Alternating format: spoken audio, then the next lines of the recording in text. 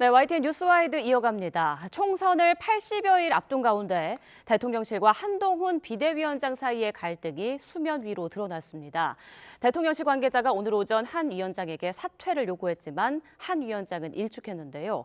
여권 내 충돌이 총선 전국에 어떤 영향을 미칠지 포함해서 정치권 이슈 알아보겠습니다.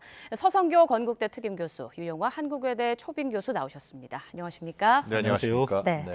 자, 오늘 많은 관심을 끌고 있는 이슈 좀 살펴보겠습니다. 오늘 오전에 이제 한동훈 위원장과 이관섭 대통령 비서실장 등이 비공개 회동을 했는데 이 자리에서 한동훈 위원장에게 좀 그만 물러나야겠다, 물러나줬으면 좋겠다 이런 요구를 했다는 거 아니겠습니까? 용산과 한동훈 위원장 사이에 엇박자가 감지된다 이런 얘기가 좀 많이 나오는 상황이었는데요. 갈등이 수면 위로 드러났습니다. 먼저 서 교수님, 갈등의 주요 원인으로 뭘 좀 꼽을 수 있을까요? 아직 보도만 나오고 있고 정확한 상황 파악은 안 되고 있지만은 아마 두 가지 원인이 그 대통령실과 국민의힘 지도부 간의 갈등과 마찰의 원인이 된 것 같습니다.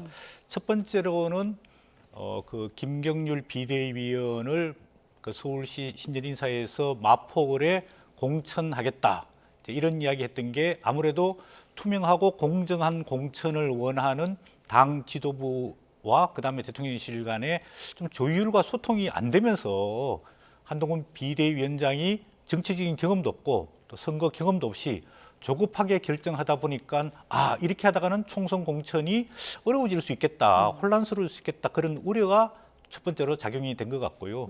두 번째로는 최근에 이제 김건희 여사 명품백 수수 논란을 가지고 한동훈 위원장이 처음에는 대통령실 기조에 맞춰가지고 발언을 했습니다. 예를 들자면 12월 19일 날 본인이 비대위원장 선임 이전에는 이거는 몰카 공작이다. 명백한 불법의 의도를 가지고 했는 거기 때문에 법과 원칙에 따라서 단호하게 수사를 해야 할 사안이라고 그 대통령실 입장을 찬성했는데 그저께 이 명품백 수수 과정에서 아쉬운 점이 있다. 그리고 국민들께서 걱정할 부분이 있다고 생각한다. 이렇게 이야기했단 말이에요.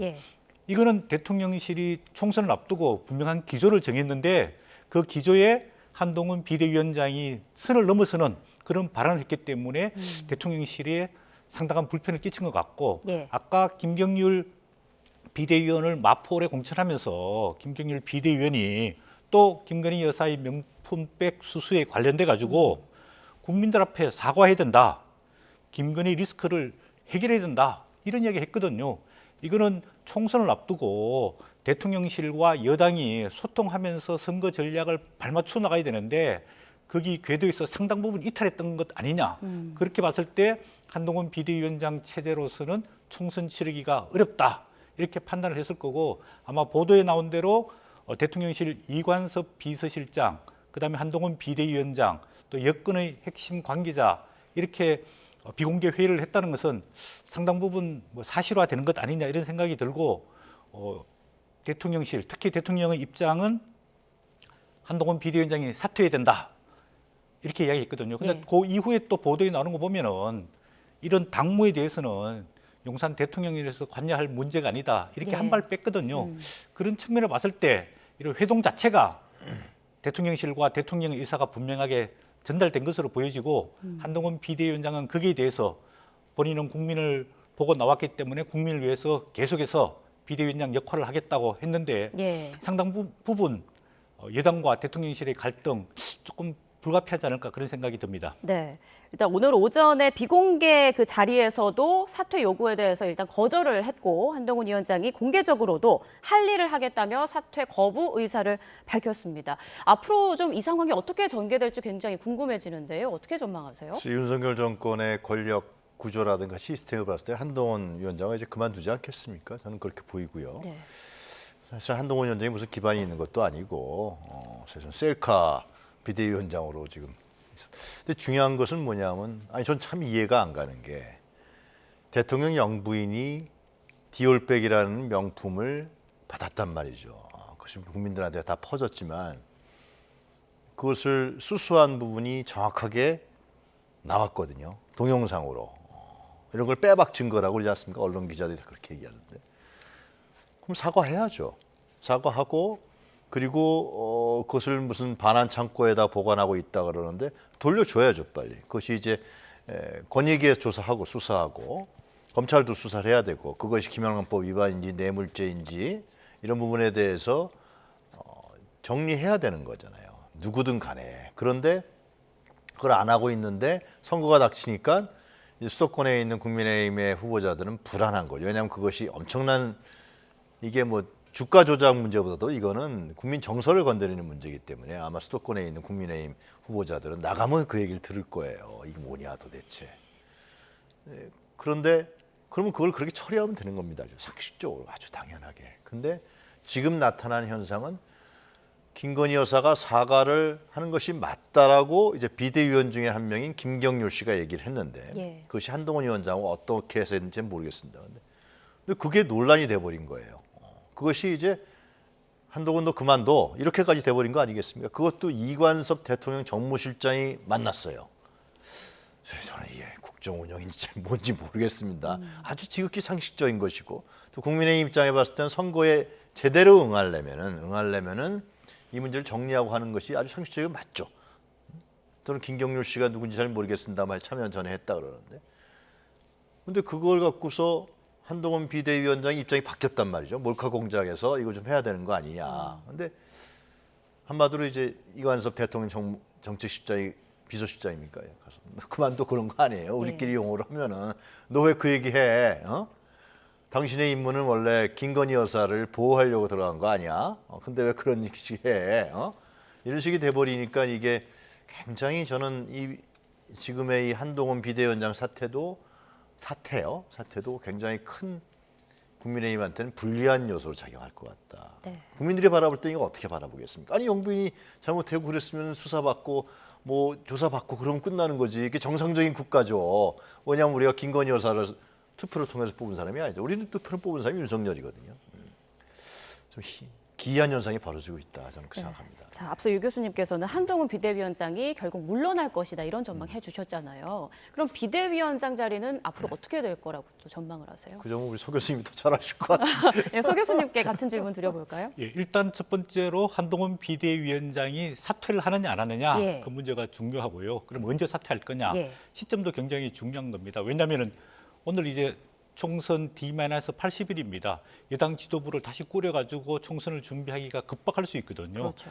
그래서 만약에 한동훈 비대위원장이 제가 보기에는 대통령실과 대통령의 의중이 정확하게 전달됐기 때문에 사퇴는 불가피할 것 같습니다. 그렇군요. 그러면 이제 두 가지 방향으로 갈 겁니다. 첫 번째로는 권한대행 윤재욱 원내대표를 중심으로 해서 권한대행 임시 지도부를 꾸리고 지금은 총선 과정이기 때문에 사실 비대위나 당 지도부보다는 선거대책위원회가 더 중요하거든요.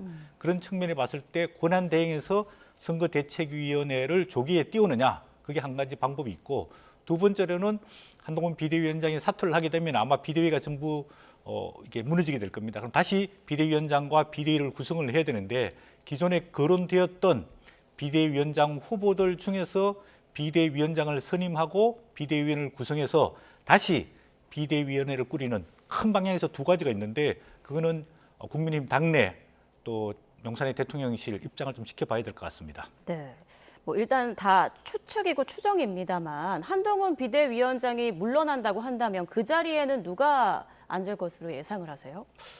뭐 그전에 비대위원장으로 거론됐던 분들이 원희룡 전 국토교통부 장관도 있고요. 뭐 김한길 전 또 국민통합위원회 위원장도 있고 또 김병준 전 비상대책위원회 위원장도 있고 이런 분들 중에서 좀 선거 경험이 있고 당의 리더십을 발휘해서 당을 좀 안정화시키면서 용산 대통령실과 소통하면서 선거 전략, 또 공천 과정, 또 캠페인 이런 것들을 같이 해나갈 수 있는 그런 인물이 필요하지 않을까 그렇게 보입니다. 네. 문제의 초점은 이제 지금 이제 한동훈 비대위원장이 대통령실에 비서실장이 찾아가서 사과 문제, 김건희 여사의 사과 문제 때문에 이렇게 불거진 거 아닙니까? 그럼 차기 비대위원장도 마찬가지죠. 그리고 요구하지 않는 사람이 되겠죠. 제 생각에는. 그리고 김건희의 특검법도 잘 막아내고 김건희 여사가 사과하도록 정치 환경을 만들거나 아니면은 이제 후보들이 아마 많이 요구할 겁니다. 왜냐하면 수도권의 후보들은 다 얘기를 들은 거니까 특검법 문제를 포함해서 그런 걸 잘 막아낼 수 있는 사람, 뭐 그런 사람이 비대위원장으로 되지 않겠습니까? 저는 이번 사건을 보면서 그런 확신을 갖게 됐습니다. 네, 한동훈 위원장과 대통령실 모두 굉장히 머릿속이 복잡한 지금 밤이 되지 않을까 싶은데요. 내일 비대위 회의 등이 좀 예정돼 있잖아요. 이 자리에 한동훈 위원장이 예정대로 지금까지는 참석할 것으로 예상이 되고 있는데 이 자리에서 어떤 또 메시지를 내놓을지가 주목이 되네요. 어떻게 예상하세요? 뭐 정상적으로 참석해서 정상적인 비상대책위원회 회의를 진행하기는 어려울 것으로 보여집니다. 예.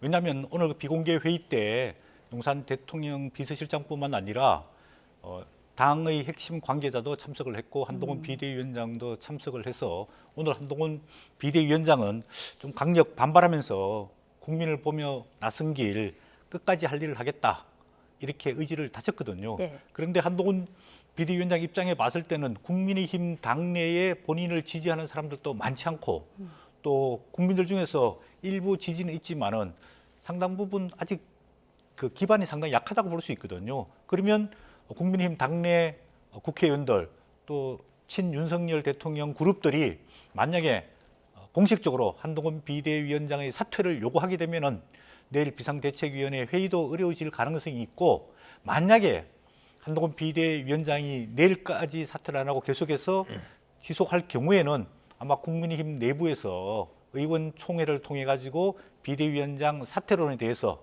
의견을 결정할 가능성도 있다고 보여집니다. 네, 일단 한동훈 비대위원장이 자리에서 물러날 것이다라는 전망을 두 분 똑같이 지금 해주고 계세요. 그러니까 지난 예. 강서울 보궐선거 작년이죠. 그때 사실상 윤석열 정권에 대한 심판론이 통했던 거 아닙니까 민주당이. 그래서 이제 비대위원회라는 것이 나온 것인데 그렇다 그러면은 그때 많이 나온 얘기가 당의 종속적 관계, 수익적 관계를 탈피해서 당 나름대로의 자체적인 완결 구조와 당의 내부의 힘을 가지면서 선거에 임해야 된다 총선에. 근데 그것이 이제 한동훈이라는 사람을 임명했는데 이번에 상황을 보면은 이 한동훈 비대위원장 아마 그 국민의힘의 전국위원회에서 소집돼서 당의 이제 당원 대회에 미치겠죠. 상당히 높은 수위에 있는 그래서 서로 간에 합의하에서 전국위원회에서 선임된 사람 아닙니까? 그런데 대통령 비서실장이 의닭 갑자기 비공개 회동을 만나갖고 너 그만둬. 제가 그냥 우스갯소리 하는 겁니다. 이렇게 사퇴 종용을 했었다라는 게 보도가 나오는 거 보면은 그것이 언론에 계속 나오고 하는 거 보면은 이게 참 정당인지 네. 뭔지 잘 모르겠습니다. 참. 자, 내일 아침에 또 어떤 상황이 벌어질지 아니면 밤 사이에 또 어떤 입장들이 추가적으로 나올지 지금 알 수 없는 상황인데요. 여론의 향방도 좀 궁금합니다. 이번 사태로 인해서 대통령 지지율, 국민의힘 지지율, 더 나아가서 총선 표심에는 어떤 영향을 미칠지 궁금한데 어떻게 전망하세요? 예, 총선을 지금 80일을 앞두고 있는데 여당의 지도부가 이렇게 혼란스럽고 또 갈등을 겪다가 사퇴하게 되면은 아무래도 국민들 신뢰를 잃지 않습니까? 불안하거든요. 좀 집권 여당답게 안정적으로 총선에 임하고 총선을 관리해 주기를 바라거든요. 이게 아무리 이번 4월 10일 총선거가 뭐 정권 심판론이라 그러더라도 그러면 정권이 그동안에 2년 동안에 해왔던 업무에 대해서 또 성과에 대해서 국민들한테 자세히 소개하고 또 많은 이 정부의 사람들이 출마를 하지 않습니까? 그러면 이 정부에서 본인들은 어떤 역할을 했고 이 정부가 국가와 국민을 위해서 노력했다. 그래서 당당히 심판에 임하겠다. 그다음에 지금 최근에 이슈가 되고 있는 김건희 여사 뭐 특검법이라든지 이태원 뭐 참사 특별법이라든지 이런 부분에 대해서도 새로운 지도부가 어느 정도 국민의 요구와 민심을 수습해 나가면서 총선에 임해야 되는데 이렇게 이슈를 두고 갈등을 겪다가 지도부가 사퇴하게 되면은 국민들이 봤을 때 상당히 혼란스럽고 또 실망스럽지 않을까 이런 생각이 들면서 뭐 예를 들자면 뭐 대통령 국정운영 지지도뿐만 아니라 정당 지지도도 떨어질 가능성이 조금 있다고 보여지고요. 그다음에 더 중요한 거는 새로운 지도부가 들어와가지고 이 사태를 어떻게 잘 수습할 거냐 이것도 지금 큰 과제라고 보여지고 있거든요. 왜냐하면 지금 이 갈등의 원인이 된 김건희 여사 특검법, 그다음에 명품백 수수 논란, 또 이제 이슈가 남아 있는 이태원 참사 특별법 이런 것들에 대해 가지고 아직까지 그 대통령실이 강력한 기조를 유지하고 있거든요. 예. 그래서 새로운 지도부가 들어더라도 이런 이슈에 대해 가지고 창의적인 해법을 제시할 수 있느냐 없느냐 그것도 문제인데 만약에 또 갈등이 벌어지고 있다면은 또다시 혼란을 거듭할 수밖에 없는 거거든요. 예. 그런 부분에서 대통령실과 국민의힘 지도부가 이제는 조금 안정적인 리더십을 가지고 총선을 차분하게 준비하면서 국민의 민심을 경청하고 좋은 사람들을 공천하고 또 좋은 공약을 만들어내기 위한 노력들 이런 것들을 통해서 민심을 좀 빨리 수습하는 게 필요하지 않을까 그런 생각이 듭니다. 네, 유 교수님 생각도 좀 여쭤보죠. 선거는 국민의 심판입니다. 집권자들과 지배층들은 이 국민의 심판에 두려워해야 됩니다. 이건 민주주의뿐만이 아니라 뭐 고대 시대에도 그랬고 왕조 시대에도 그랬고 국민의 심판은 무서웠고요. 그리고 민심은 천심이었습니다. 이번에도 마찬가지인 거죠. 이러한 국민의 심판을 두려워하고 그 앞에 겸손하게 나가고 사과할 건 사과하고 잘못한 건 잘못했다. 다시는 안 그러겠다.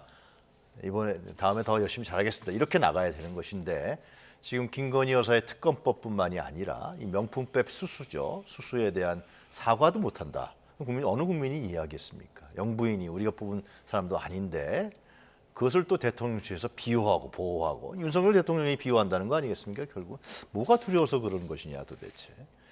특검법은 법률이다 그래도 이런 점에 대해서 저는 이 문제를 국민의힘이 계속해서 해결하지 못하고 아마 국민의힘 현장에서는 계속해서 요구가 올라올 겁니다. 거기 나가 있는 후보자들은 거의 모든 걸 거는데 사실상 총선에 올인하는 것인데 이게 해결되지 않으면 이런 볼멘 소리는 계속 나올 테시고 그것을 뭐 하여튼 뭐 누른다 할지라도 굉장히 국민의힘이 내용으로 갈 수밖에 없고 이렇게 되면은 윤석열 심판론이 아니라 윤석열 김건희 부부 심판론으로 갈 수가 있다. 실제 야당에서 아마 그러한 슬로건을 내세울 수 있다 봅니다. 왜냐하면 사과 문제로 국민의힘의 전국위원회에서 선출된 비대위원장이 갑자기 그만둔다 그러면은 사실은 말씀하셨지만 한동훈이가 무슨 기반이 있습니까? 없습니다. 아무 정치적 기반도 없고요. 검찰 한 거밖에 더 있겠습니까? 검찰 후배들 몇 명 알겠죠? 이 사람이 무슨 기반이 있어요? 그냥 뭐 정치적으로 봤을 때 너무나 과도하게 그냥 그렇게 봤겠죠. 네가 무슨 제2의 노태우가 되려고 그래? 뭐 그렇게 봤겠죠. 네 태스크는 이런 것인데 과도하게 이제 했던 부분들이 눈에 가시같이 보였고 김경률 비대위원을 마포울에 공천한다. 김경률 비대위원 마포울 공천도 전 날아가지 않았을까 그런 생각 듭니다. 네. 예, 제가 뭐 좀 추가로 첨언을 하자면은 뭐 대통령이나 김건희 여사 또 대통령실 입장은 충분히 이해를 할 수 있습니다. 예를 들자면은 명품백 수수 논란도 예를 들자면 김건희 여사가 뭐 선물을 좋아하거나 그런 스타일이 아니고 방문하는 사람이 성의 표시로 선물을 갖고 가서 받을 수밖에 없는 상황이었고 또 그 선물을 본인이 사용하지 않고 아직 포장되지 않고 그대로 보관을 하고 있다는 거 아닙니까? 그래서 억울한 부분이 있을 수도 있습니다. 그다음에 김건희 여사 도이치모터스 주가 조작 문제도 본인은 또 억울하다. 이런 억울한 부분이 충분히 있을 수도 있습니다. 그런데 고위공직자는 억울한 부분이 있더라도 국민들이 약간의 의혹을 갖고 있으면은 그 의혹에 가지고 충분히 설득 내지는 설명을 해야 될 의무가 있거든요. 우리가 한 개인들도 사회생활을 하면서 직장에서나 가정에서나 억울한 일이 수없이 많습니다. 대부분의 경우는 참고 또 어떤 부분에 대해서는 정말로 억울하면은 직장 동료들이라든지 가족들한테 사실관계는 이렇고 전후를 설명해서 그런 부분에 대해서 이해를 가지게 되는 거거든요. 그래서 김건희 여사의 명품백 수수 또 의혹이고 저는 뭐 불순한 의도, 목적을 갖고 있는 거 국민들 다 이해하고 있습니다. 그러면 그런 부분에 대해 가지고 본인이 어떤 경위로 이 수수백을 받게 되었고 그다음에 그 백을 받아서 어떻게 보관하고 있고 그걸 어떻게 해서 나중에 돌려주겠다. 그리고 앞으로 이런 부분에 대해서는 대통령 배우자로서 제가 철저히 조심하겠다. 이렇게 국민들 앞에 사실관계를 좀 밝히는 게 필요하지 않을까 그런 생각이 들고 그게 김건희 여사가 노출되면서 뭐 일부 의원들이 오히려 야당의 공격을 받을 수 있는 소지를 제공한다. 뭐 이런 이야기도 하는데 저는 우리 국민들이 그렇지 않을 거라고 봅니다. 오히려 김건희 여사가 나와서 국민한테 제대로 잘 소명을 하면은 오히려 국민들이 납득되고 박수를 받을 부분이 상당히 많지 않을까 그런 생각을 해봅니다. 네. 제가 처음에 충만하면 그것이 이제 우리나라의 김영란법에 보면 고위공직자가 자기 배우자가 그러한 100만 원 이상, 연간 300만 원 이상의 금품을 수수했을 경우는 아는 순간 즉시 신고하게 되어 있습니다. 감사원이라든가 이런 데. 근데 지금 윤석열 대통령이 알잖아요. 인지하지 못했다 할지라도 바로 신고해야 되는데 벌써 대통령이 김영란법 위반에 들어가 있는 것이고, 그리고 만약에 대가성이었다 그러면 뇌물죄가 되는 거고, 특히 지금 어디 창고에 보관하고 있다 그러잖아요. 그게 작물 보관죄가 된다는 거예요, 현재. 이러한 여러 가지 법률적 위반 행위가 지금 대통령과 대통령 부인한테 일어나고 있다는 사실을 제가 말씀드려야 될 것 같습니다. 네, 지금 우리가 이야기를 나누면서 한동훈 비대위원장이 일단 비대위원장 자리에서 물러날 것이다라는 걸 전제로 계속 이야기를 나누고 있는데요. 서 교수님, 극적으로 갈등이 봉합될 가능성은 없나요? 어떻게 보세요? 뭐 그 가능성도 전혀 배제할 수는 없다고 예. 볼 수 있습니다. 그 전제는 대통령실에서 지적했던 문제, 김경률 비대위원장 마포을 뭐 사천이죠, 이거는 사천 문제에 대해 가지고 뭐 다시 원점으로 돌리고, 그 다음에 김건희 여사 명품백 수수 의혹에 대해서 본인이 그 기조에서 좀 벗어난 부분에 대해서는 뭐 대통령실이나 김건희한테 사과를 하고, 또 국민 앞에서 이러이러한 과정 속에서 본인이 소통이 불충분했고 또 제대로 이해하지 못한 부분에 대해서는 본인이 사과를 하고, 앞으로 이런 부분에 대해 가지고는 소통을 해 가지고 어떻게 풀어나가겠다라고 대통령실과 또 국민의힘 다른 의원들을 설득을 하고, 또 국민들의 양해를 얻게 되면은 사실은 뭐 지속을 할 수가 있는데, 예. 그럼에도 불구하고 한동훈 비대위원장은 상당 부분 본인의 정치적인 타격이 불가피하지 않을까, 그런 생각이 듭니다. 네, 유 교수님 같은 의견이세요? 대통령 비서실장이 만난 게 지금 언론에 보도됐잖아요. 예. 근데 그 돌이킬 수 있을까요? 그리고 한동훈 위원장이 명품백 무슨 뭐로 사과할 겁니까? 국민에게 명품백을 우리 영부인께서 받으신 문제는 그것은 공작일 뿐이지 국민에게 사과할 문제가 아니다. 그거는 뭐냐면요, 자기네 정권 내부에서의 사과 논란이 아니라 국민의 후보들 간에 야 이러다가 당선 떨어진다, 그렇게 해서 정쟁이 아니라 그건 국민에게 사과할 문제입니다. 이 문제를 그럼 한동훈 위원장이 뭐라고 얘기할 것이냐? 그러면 참 저는 아주 코미디 같은 일이 자꾸 벌어지고 있다, 이런 말씀을 좀 드리겠습니다. 예. 네. 자, 한동훈 위원장이 만약에 자리에서 물러난다면 그의 앞으로의 행보, 정치적 어떤 입장이랄까요? 이런 건 어떻게 좀 전망하세요? 뭐 제가 그분이랑 가까운 관계다가 소통하는 관계가 아니기 때문에 예. 어떻게 행보를 할지는 뭐 상상하기 굉장히 어렵는데요. 이제 본인은 어쨌든 간에 이제 장관직을 그만두고 정치인으로 입문을 했지 않습니까? 만약에 이번에 비대위원장으로 사퇴하더라도 일부 지지자들은 상당한 아쉬움을 좀 가지고 있을 것 같은 생각이 듭니다. 좀 올바른 이야기를 하다가 뭐 예를 들어서 그만두게 됐다, 사퇴하게 됐다, 그러면서 본인은 물러나더라도 본인의 정치적인 소신과 이미지를 잘 관리하면서 물러날 가능성이 저는 크다고 보고요. 예. 그 다음에 본인은 정치권을 떠나서 어디 뭐 해외에 가서 좀 공부를 하고 오시든지, 아니면은 국내에 있으면서 정치를 떠나서 어떤 사회적인 기업 봉사활동을 하면서 본인이 다시 정치로 복귀할 기회를 좀 뭐 노리지 않을까, 그런 생각을 해봅니다. 네. 자, 오늘 나온 아주 주요 이슈여서 좀 길게 이야기를 나눠봤습니다. 이번에는 민주당 분위기를 좀 살펴보겠습니다. 여야 모두 공천이 본격화하는 그런 분위기인데, 자, 민주당은 시민 의견을 반영하는 국민참여공천제 논의가 시작되지 않았습니까? 이 부분과 관련해서 비명계가 좀 불이익을 받을 것이다, 이런 관측도 나오고 있는데요. 이 시스템에 대해서 좀 설명을 해주실까요? 글쎄 그 친명계하고 비명계 문제는 아닌 것 같고요. 예. 국민참여경선제가 이제 나왔는데 제가 자세하게 취재를 해보고 들어보니까 구체적인 게 없는 것 같아요, 지금 현재.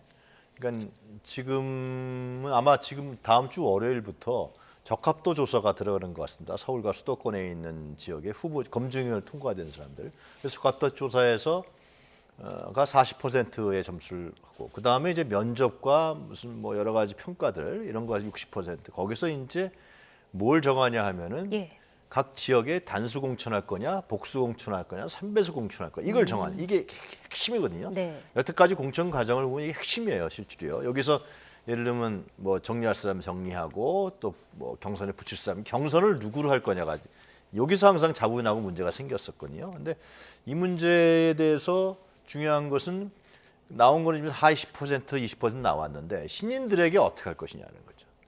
물갈이 공천이 가장 중심 아닙니까? 공천에 있어서는 지금 국회의원에 대한 불신, 정당에 대한 불신, 뭐 내부 분란이 있다. 이 신인들을 어떻게 확실하게 경선에 공정한 경선을 할 수 있도록 붙일 것이냐라는 문제. 두 번째로는 다선 의원들 있지 않습니까? 3선되는 4선 의원들. 사실 민주당이 신뢰를 받지 못하고 정권까지 넘겨준 부분에 대해서는 그 사람들 책임이 있거든요. 굉장히 엄청난 책임이죠. 민주당 지지자 입장에서 봐요. 그럼 그 다선 의원들에게는 어떤 책임을 물 것이죠. 이러한 디테일한 부분이 지금 사실상 공과에서 나와 있지 않습니다. 뭐 그걸 투명하게 해야겠죠. 객관적으로. 또 그 은밀하게 하게 되면 비명이다, 친명이다 이렇게 또 반발이 일어날 수 있단 말이죠. 그러나 그건 또 해야 되는 문제가 있습니다. 이걸 이재명 지도부가 어떻게 할 것이라는 문제가 저는 중요하다고 보여집니다. 지금 이제 국민참여 경선제는 구체적인 게 나와 있지 않아요. 기준과 50만을 모아서 하겠다 그러는데 그럼 어느 세월에 그걸 모을 것인지. 이제는 시작됐습니다. 이제 피 터지는 전쟁이 사실상 각 지역에서 벌어졌거든요.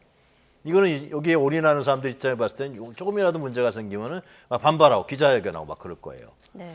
뭐 플랜이 있겠죠. 플랜이 있겠는데 중요한 것은 그러면은 공천 개혁과 혁신 공천을 해야 되는데 또 그것을 어떻게 투명하게 그리고 명분 있게 할 것이냐. 이 문제가 현재 이명박 공관위원장한테 굉장히 그와 거의 참여하고 있는 뭐 조정기 사무총장이 하고 있나요? 하여튼 그 사람들 과제가 아닐까 싶습니다. 네. 자, 추가 질문 하나 더 드릴게요. 네. 민주당 안에서도 3선 이상 중진 의원들은 이제 알아서 물러나야 한다. 이런 분위기가 좀 돌고 있는데 이명박 공관위원장이 기자간담회에서도 이제 선공후사를 언급하기도 했죠. 이게 현실화될 가능성은 어떻게 보세요? 저는 쉽지 않다고 봅니다. 절대로 안 물러날 겁니다. 물러나면 벌써 물러났죠. 지금 이제 80일 남았잖아요. 네. 이 사람들은 지금 이제 뭐 하위 10% 감점 좀 받고 20% 감점 받아도 경선에서는 그때 여론조사가 막 돌릴 거 아니에요. 근데 그 여론조사 하도 많이 돌아왔고 그걸 안 받아요 사람들이. 예? 당원 50% 여론 50%인데 그걸 일일이 다 받겠으면 한번 죽겠는데 예? 그 조직들만 받죠. 그 문제에 대해서 현역들이 다선 의원들은 자신이 있는 거죠. 조직 관리를 워낙 잘했으니까 대의원 당원 쫙 해서 했으니까.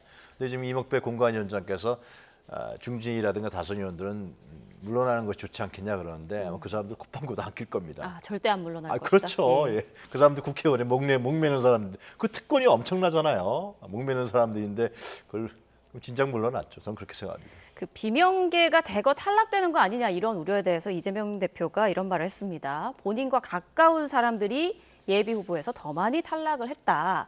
그리고 또 오늘 이해찬 전 총리를 만나서도 뭐 시스템 공천, 공정한 공천을 거듭 강조했는데요. 이런 입장들 표명에 대해서 어떻게 보세요? 네, 뭐 저는 이재명 대표가 직접 공천에 관여할 가능성은 그렇게 크지 않다고 생각됩니다. 왜냐하면 민주당은 당헌 단계에 보면 시스템 공천에 대해 가지고 굉장히 자세하게 규명되어 있습니다. 그런데 이제 중요한 거는 공천관리위원회 핵심 두 사람이 친 이재명이라는 겁니다. 예를 들자면 지금 공천관리위원장은 임혁백 고려대 명예교수 외부에서 돌았죠. 내부에서 3명이 들어가 있는데 조정식 사무총장 이분이 그리고 부위원장입니다. 그다음 김병기 수석 사무부총장 이분이 공천관리위원회 간사입니다. 이분 두 분이 친 이재명이기 때문에 이재명 대표의 뜻을 공천에 관철시키기 위해서 정치 기술적으로 역할을 하지 않을까. 뭐 저는 그런 생각이 들고요.